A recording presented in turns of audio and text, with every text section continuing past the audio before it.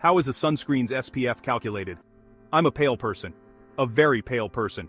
Which means that during these hot summer months, I carry sunscreen with me at all times and, apply it liberally, but I've never really understood what those SPF numbers meant, so I asked some sun care to break it down for me and to tell me how to best apply the stuff so that I can make it through the summer without looking like a lobster. SPF stands for Sun Protection Factor, and it indicates a sunscreen's ability to block UVB rays. The concept was pioneered at the Coppertone Solar Research Center in 1972. In 1978, the FDA published an SPF method based on Coppertone's system.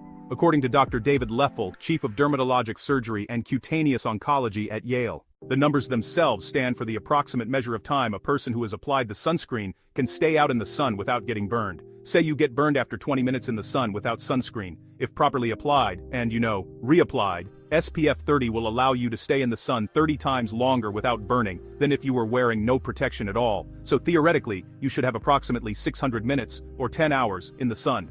But it's not an exact science, because the amount of UV light that reaches us depends on a number of factors, including cloud cover, the time of day, and the reflection of UV rays off the ground. So it's generally recommended that you reapply sunscreen every 2 hours, or even sooner. What gives a sunscreen a higher SPF comes down to the product's formulation. It's possible that an SPF 50 might contain slightly more of one or more sunscreen active ingredients to achieve that higher SPF, Dr. Patricia Agan, president of Agan Suncare Consulting says.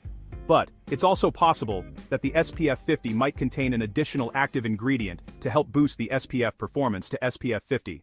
No matter what SPF your sunscreen is, you'll still get a burn if it's not properly applied, so let's go over how to do that. First, make sure you have a water-resistant broad-spectrum sunscreen, which means that it protects against both UVB and UVA radiation, with an SPF of at least 30.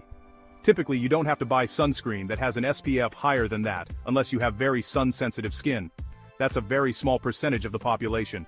Redheads, people with light eyes and those who turn pink after just a few minutes in the sun, you'll want to load up on SPF above 30. 20 minutes before you go out to the beach or the pool, begin to apply your sunscreen in an even coat.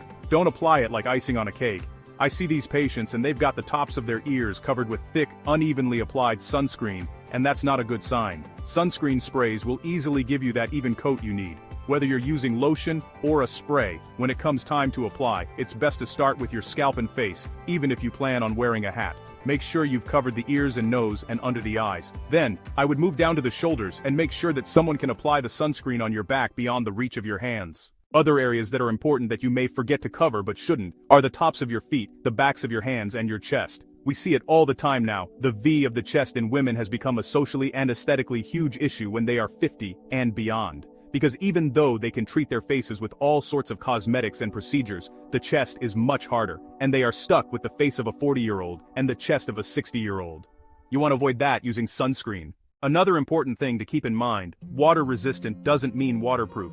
I always tell patients to reapply every couple of hours while you're active outdoors, and always reapply when you come out of the water or if you've been sweating a lot, regardless of whether the label says water-resistant. Determining whether or not you've succeeded in properly applying your sunscreen is actually pretty easy. You know you're applying your sunscreen properly if, after the first time you've used it, you haven't gotten a burn, Leffel says. Agan has a caveat though. She says, it's not a good idea to think of sunscreens only as a way to extend your time in the sun. One must also understand that even before becoming sunburned, your skin is receiving UV exposure that causes other damage to the skin. At the end of the 600 minutes, you will have accrued enough UV to cause a sunburn, one minimal erythema dose or MAID.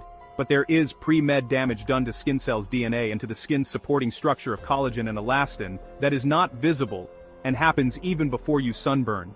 These types of damage can occur without sunburning, so you can't measure all the damage done to your skin by only being concerned about sunburn.